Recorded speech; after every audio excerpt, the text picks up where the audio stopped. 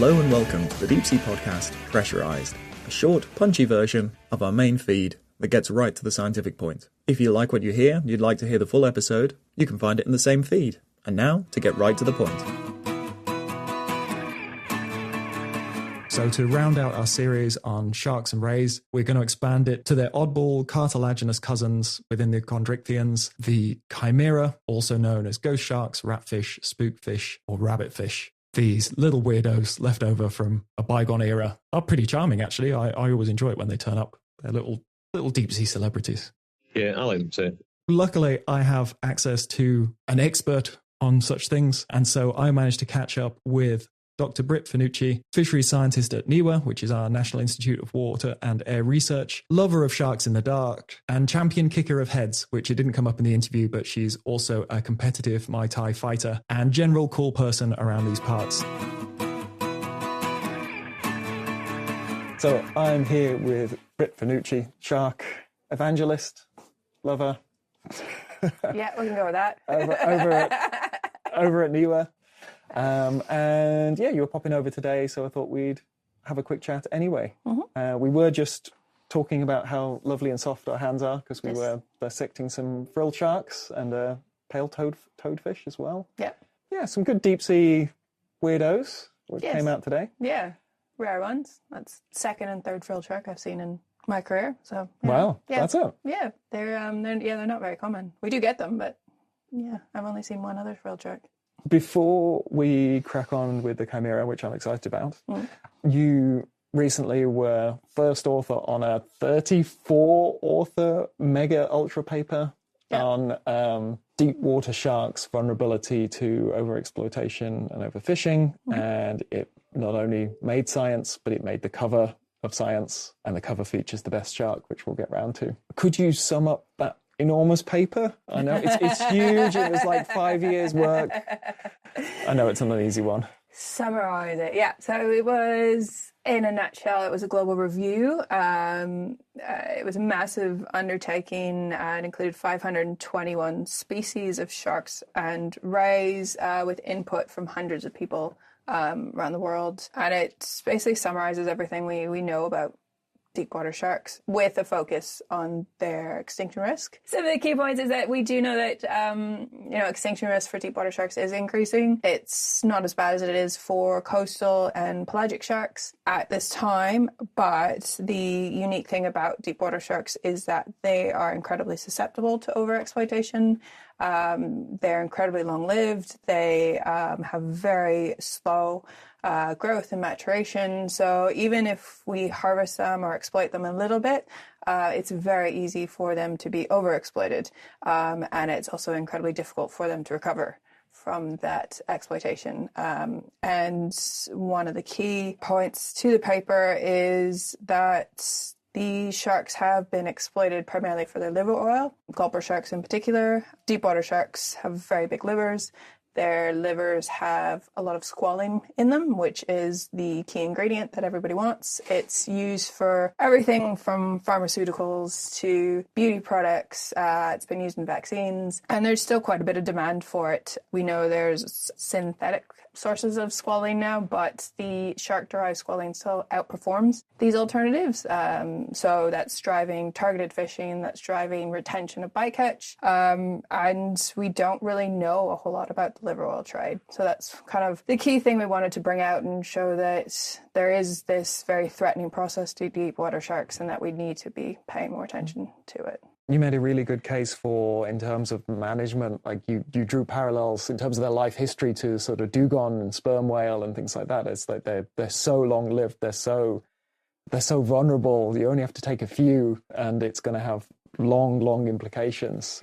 Yeah. And when you look at individual species, some of these deep water sharks have very similar biological characters to marine mammals that used to be taken for their oil and for their meat, so the same purposes that we're taking sharks today. And we know that marine mammals were heavily depleted, their populations were heavily depleted around the world, and they're now incredibly protected, whereas most of these deep water sharks have virtually no protection. they used to be protected by virtue of being deep, but now we can get them. Yeah, we can. We have the technology. We can reach the bottom of the earth now. So, it's getting more difficult for these animals to really hide from human impacts. And this is when they're targeted, but they're massive bycatch as well. They're massive incidental catches as well. So yes, yep. And that's a sort of hidden quantity as well. Yeah, that's a whole other factor of just about every species that we assess is threatened by being caught as bycatch. You know, even if it's not wanted and they discard the animals, the chances of deep water sharks surviving when they're brought from, 1,000 meters plus right to the surface, there's a lot of trauma that's involved, a lot of changes to their environmental surroundings. And, they might just be brought to the surface dead. So it's just, it's a lose-lose situation for the way their buoyancy works, they quite often can't get back down, even if they are alive. They can't get back to the level where they need to be. Their oils have all gone really soupy and... Yeah, we were looking at capture stress of some deep water sharks early in the year. We were taking bycatch sharks, putting them in a tank to kind of let them try and recover from capture and measure how that capture has impacted their survival. And that's one thing we noticed, is that we were getting these essentially upside down sharks they were alive and they seemed to recover, but the fact was they couldn't actually get their buoyancy back. So they were very angry upside down swimming sharks. And something in the wild is going to pick them off. That's not helpful for their survival at all. No. And there's been a few papers that have come out suggesting it could take, up to 50 hours for them to actually adjust back to their normal buoyancy. At huge energy cost and Yeah. Should we cheer up and talk about chimera? Yes, let's talk about chimeras, because chimeras are the greatest. So, we can jump off with what are the chimera? How do we sit them alongside everything else as nature's little oddballs? Yeah, they are nature's little oddballs. They are one of the oldest fish out there. They're shark and ray relatives, so they are a chondrithian. They're a cartilaginous fish. They seem to be forgotten about.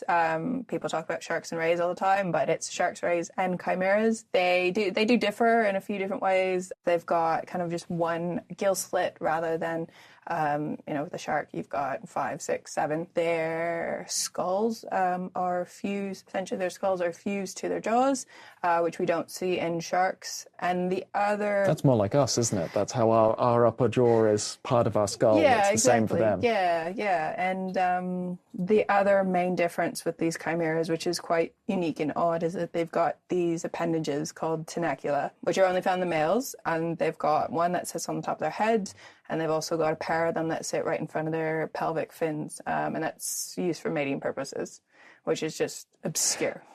Yeah. I had a chat with Will about the alar spines on rays and sort of figuring out, how is that useful? How does a head tentacle come into play? Do we have any idea how these things made? Apparently there is footage out there. I've never seen footage, but there's a few chimeras that have been kept in captivity around the world, and apparently there is footage out there that has shown how those head appendages tentacle used. coming into play? Yeah, wow. I haven't seen it. One day I'll try and find this out, but it just seems obscure that this tiny little notch on the top of its head provides any sort of... to be fair, when the males become mature, these tenacula become incredibly hard, calcified, and they've got all these little sharp prickles on them, essentially, and I get my hands caught in them all the time. Oh, wow. They're a pain in the butt to handle with gloves. Your gloves just get ripped apart very quickly, so they're incredibly sharp. So if they were to hook onto anything, they're going to hook on, they're not letting go. Oh, okay. So it's not like a display thing. It does seem to be. No, it's a proper hook. Okay. So I've seen I think I've only ever seen maybe mature males. It's always quite flush to the brow. It's like a little bit of a crease between the eyes. Yeah. But I've never seen one of the more tentacly ones. Okay, so they get barbed and prickly and... Yeah, pull them out from the collection. Yeah. Just have a play. You just have to gently scrape them, but they're incredibly sharp. And the amount of times I've been trying to handle them and it just gets latched onto a glove or whatnot, It's not very romantic, is it? No, not really. It's like the alar spines again. Yeah. Unfortunately, female sharks just don't get... they don't get a break. No. So we've touched on some of the odd elements to them, which leads us to why they're called chimera. And I have my sort of understanding where I've logicked it, but I don't know if this is actually true, that it is the Greek monster with lots of different animal parts together. Yes, that's my understanding too. Is that they were just looked at as these obscure mishmash of this bony fish, shark, of, and didn't quite fit in. So it's an obscure mix of creatures, which is kind of what chimeras look like in a sense. I mean, they've got characteristics of cartilaginous fish, but they're also called rabbit fish because they've got these tooth plates which look like rodent teeth, and they've got that long tail. We were just talking about rat tails with Darren, and it's like a filament, this long tail. So they just look like I'll take a little bit of this species, I'll take a little bit of that species, and we'll just conform it together. But they are back in the day. They are the OG. Yes. And was it after the Devonian, something like that? They were one of the dominant types of fish, and they were shallow back then. And then they've kind of been forced down into the deep sea, like a lot of oddballs have by newer, sexier forms. I'm not too familiar with the fossil ones, but I do know there are a lot of other families and orders of chimeras that are extinct now. There's a lot of research that goes on in the extinct world of chimeras. There's a lot more species that used to be around back in the day, but now you've basically got this very small group of, what are we up to, about 55 species now? And apart for the plow-nose chimeras, caloranthids, all the other species are found in the deep ocean. I was impressed that the cows come so close. So close, you can just see them diving here, which is quite exciting. I haven't seen one yet, but I'm excited to see that.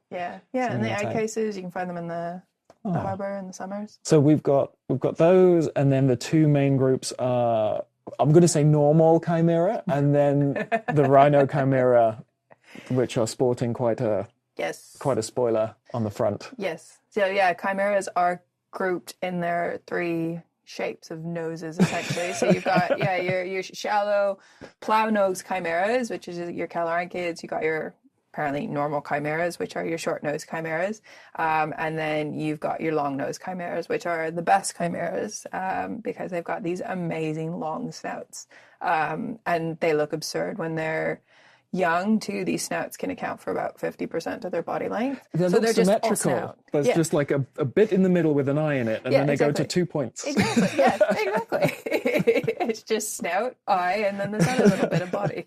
And you can see sometimes when you get a really good image that this snout, in all of them really, there's little tracks, little sort of stitch marks all over the head. It's quite beautiful, really. And that's their sensory system, isn't it? It's particularly localized on that snout. Yeah, they've got these amazing pore systems and lateral lines that just are weaved all throughout the snouts there. And with the rhino chimeras in particular, the snouts are quite fleshy too. I'm not saying you should, but if you ever get a hold of a chimera and give it kind of a bit of a squeeze, you do get that porous goo. It's hug a bit too tight. But the snouts are just, they're full of kind of a gel substance that's presumably used for that sensory purpose. So we got some old footage of them sort of sweeping that snout over the seabed, like clearly looking for things buried in the sediment and then sort of plunging into it. Yes.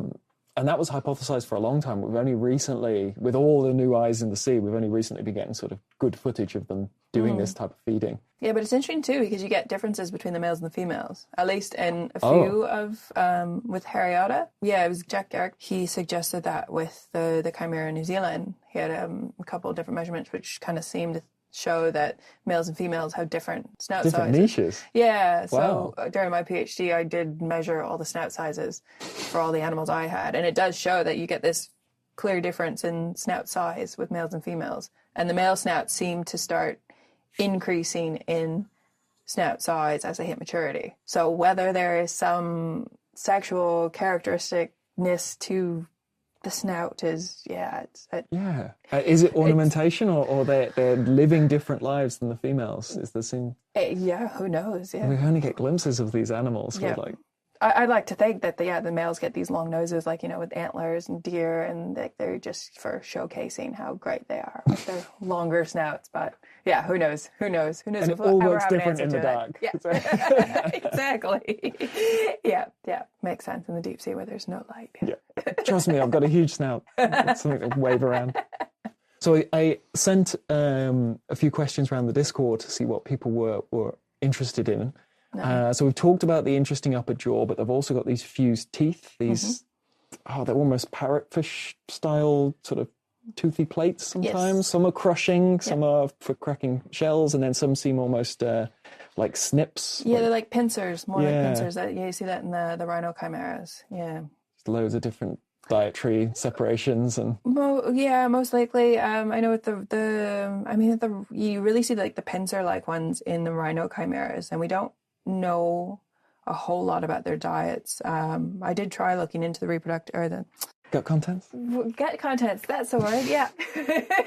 Well, we'll get on to that because even the gut's weird. Yeah, the gut is weird. Yeah, basically the stomachs were mostly empty, but the stomachs that we did have food items in, they were more fish and squid.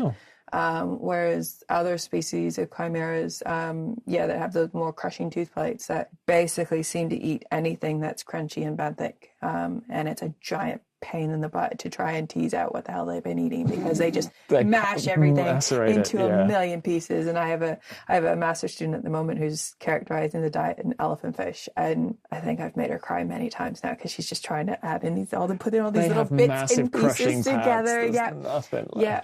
Everything just gets mashed to bits. Oh.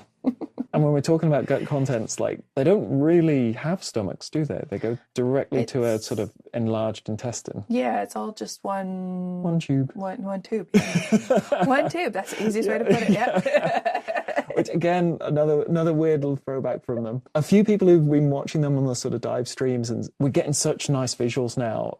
They look soft and smooth, and it's not really the sort of usual sharky skin, and they do feel that way. They feel really. They're glassy almost. They're very smooth, so they don't have the dermadenticles like sharks do. And for most species, their skin's actually incredibly sensitive. They call it deciduous, where it just unfortunately when you bring them up to the surface, especially in a trawl net, it just gets damaged very easily. And these species, they might be black or brown at the bottom of the ocean. By the time you bring them up, they're nearly white because they've just lost all their skin. All scuffed. They're all scuffed. It's such a shame because they look absolutely stunning on the footage, and you bring them up and it's just like, oh, it's just this mangled little creature that used to have these, and they've got these beautiful shines to them that they come in. It's really hard to capture on images. They've got these beautiful blue. They need to be moving. Yeah, that's what brings it out, and it's. There's like this reflective base and then this sort of deciduous whatever it is that rubs off on the top of the pigment. So I'm thinking of like the hydrolagus, sort of that lovely velvety sort of look to it. And it feels like you see through into the colour. It's really rich. And it's such a shame when you see them trawled up and it's all just scuffed off. And it's stunning. Like I said, the pictures just don't capture how beautiful these animals are when you actually see them in person, just the colours that come out. So the deeper ones tend to be a big solid, again I'm thinking of the hydrolagus ghost sharks that seem to be a solid sort of, there's a crimson-y, there's some blues and purples in there as well, but some of the shallower ones you get that iridescence and they're quite sort of pretty. I'm for the Atlantic I'm more familiar with Chimera monstrosa, which is a beautiful spotty, stripy, shiny, there's like these big amber spots on this like reflective background.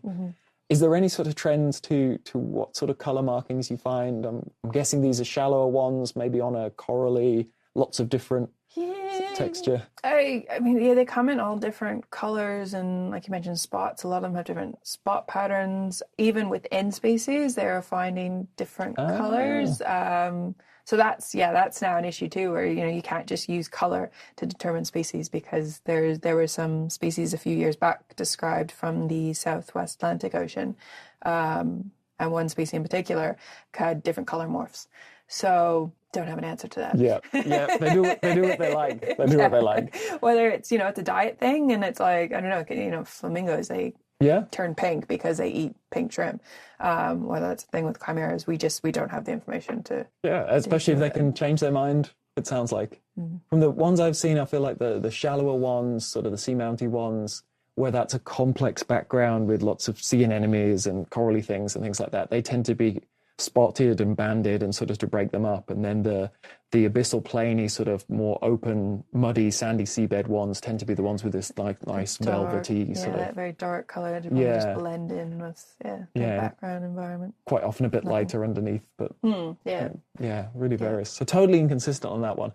We've got a an artist listener who is always like, tell me about the colors. And I know she's like got a paintbrush ready. She's like, tell me about the colors. Go. Does their skin make them any more vulnerable? We know they're more vulnerable to damage with this deciduous skin, but are they more vulnerable to parasites? Good question. I don't think the skin is in particular, but we do see some of the bigger hydrolagus species, they get eye parasites. Every single one, every single eye. Have you seen them? Like, yeah. we don't generally see the big black ones here, and I know they're a lot more common in the Atlantic. And yeah, they get that copepod parasite in the eye, like Greenland sharks. Yes. Yeah. It tends to be better behaved. On the Greenlands, I've seen it like right in the middle of the eye, whereas these are always in the corner, and it looks like a tear. But yeah, they quite often have one in each eye, and then some of those places are unfortunately on the claspers, and then sometimes on the base of the dorsal spine. But yeah, always on the eyes. If it's an older individual, they seem to find them.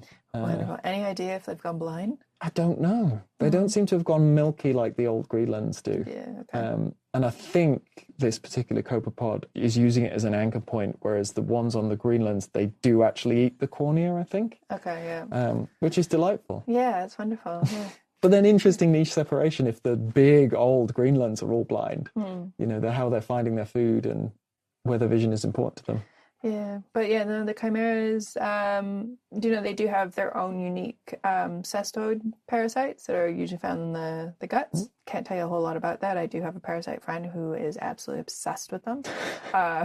We might have the same parasite friend, right? There's somebody very keen on parasites who's been chatting with us as well. Absolutely obsessed with them. Yeah, so I've seen those cestoid ones that get very long, and like she compares it to lasagna. Oh. Yeah. Oh. Yeah, it's kind of ruined lasagna for me. Maybe it's easier to get in when you don't have a stomach, when there isn't a sort of acid digestion stage. Yeah, possibly. Maybe stuff gets in easier. I think that, again, with them being sort of one of nature's prototypes, in the deep sea, there's so much less chance of getting exposed to parasites that you kind of get away with things that maybe wouldn't work in shallower waters. Yeah, you have the freedom to be lazy down there. Yeah, pretty much, because the chance of a parasite bumping into you and ever making a living hopping from you to something else. So yeah. But then you also do get those gnarly parasitic barnacles, some of the deep water sharks. Yes. Yeah. We got some of those recently and they were gross. They're vicious. Those are vicious. I've seen them coming out of the eyes. I've seen them coming out of various parts of the bodies and the claspers, and those just do not look pleasant. Oh, and then the rat tails with the dreadlocks as well. Those huge copepods that they get. Have you ever cut rat tails open? To find where that goes? Or you mean just for parasites in general? There's some of them that just have those little black parasite things that just come all the way out. Oh, yeah, no. I hate rat tails, I'm telling you. They're horrible creatures. It came up earlier. You didn't like... Yeah. Oh. Yeah, no, not a fan of Misunderstood. rat tails. No, full of parasites. Dirty little fish. They can stay over in their own little corner of the ocean. Oh. Have you seen a giant chimera yet? No, more than the Hydrolagus aphanus. That's the biggest I've seen. Chimera lignaria. No. We get that here. Those are just massive chonkers. Like, I've held one that I think was about 23 kilos or something like that. Whoa, okay. That's a hefty thing, and that's just all head. So maybe that's more comparable to some of these sharks that you're thinking of. Like, I need to molest one of those. There's photos of me holding this thing, and I was actually, Could we have one for the episode? Could that be our little... You can have that photo, yeah. But it was quite weak because I had been throwing up the entire trip. But then the chimera came out, and someone told me, you got to go check out what's downstairs. And you found your strength. Yeah, I found the strength to pick up the thing, and I was like, take the damn photo because it's so heavy. Okay, I've got something on my wish list. It'll be in the collection, but I want to see it fresh. So we usually offer it a little bit at the end to either set a record straight if there's a bit that's floating around in the media that is just plain wrong about chimera, or if there's something that you think people need to know because they're always horribly overlooked. All right, so the wrong thing is going back to the tenacula, the little appendage on the top of the head. You see it often referred to, they don't come up in the media often, but when they do, they're always talking about these penises on their heads. Yeah, that's not true. But no, they're not penises on their heads. They are appendages that are used for mating purposes, but that's an oversimplification. Something that people need to know. Yes. We have no idea how old chimeras get. We have no idea how to age them. We know nothing about that aspect of growth in chimeras. People have tried to age them using their spines, but those have been shown to be useless, essentially. There's been some exploratory work looking at their eye lenses, which falls kind of along the lines of what was done for Greenland sharks. But this was done a long time ago, so it was a lot more coarse and didn't involve the whole stable isotope work. Because we can't rely on seasonality. As soon as you go into the deep sea, like, it might be seasonal pulses, but it might just have been boom and bust. Exactly. And yeah, I mean, deep sea species are generally very hard to age, and chimeras are on this whole other different level. To age things, you require this hard structure that chimeras just don't have. They've tried tooth plates as well, but, actually, because they've got these little tridor ridges on their tooth plates, but correlating that with age and, accounting for wear over time, because these tooth plates, like I said, they eat all the little crunchy bits, so they wear down. So accounting for that, we don't know. We have no idea. We don't know if they live for 10 years. We don't know if they live for 100 years. So that is what I would love to try and figure out, is just how old does a chimera actually get? Some images came up recently of very hungry seals resorting to... So there are cases of that where there was one paper that did describe maybe sea lion mortality off of California from chimera spines. And we see it here too with the leopard seals. Yeah? We published a paper a couple of years ago, and that, every so often you see a leopard seal and it'll have this big spine poking out of its face or in the neck. They're dangerous. You do not underestimate chimeras. They might, you might eat them, but they'll have the final say. You try to grab her, you get the stabby. Yeah, there's some gruesome pictures of just seals and you can almost visualize it. They'll grab the tail and that body just swings around and like a hammer. Yeah, and every so often people get impaled by them as well. Yeah, fishers underestimate them, and elephant fish are incredibly strong. If you grab them by the tail, or if you just don't handle them correctly, they get you. They will get you. I think people have been impaled in the chest. They've been impaled in the hands. I mean, I've picked up boxes of chimeras, and the spines have just shot right through. Whoa. I've been stabbed by the spines as well. They're not pleasant. They are serrated. They go in easy. They come out hard. They will not be covered out. And they're sharp. So yes, do not underestimate the strength of chimera. Oh, thanks for popping in for a chat. Thanks for having me. And that was a pressurized version of one of our longer episodes. If you enjoyed that and you would like to hear the full length episode, just match the episode numbers and you'll be able to find the full length version in the feed. Thanks for listening. We'll deep see you next time, and I abyss you already.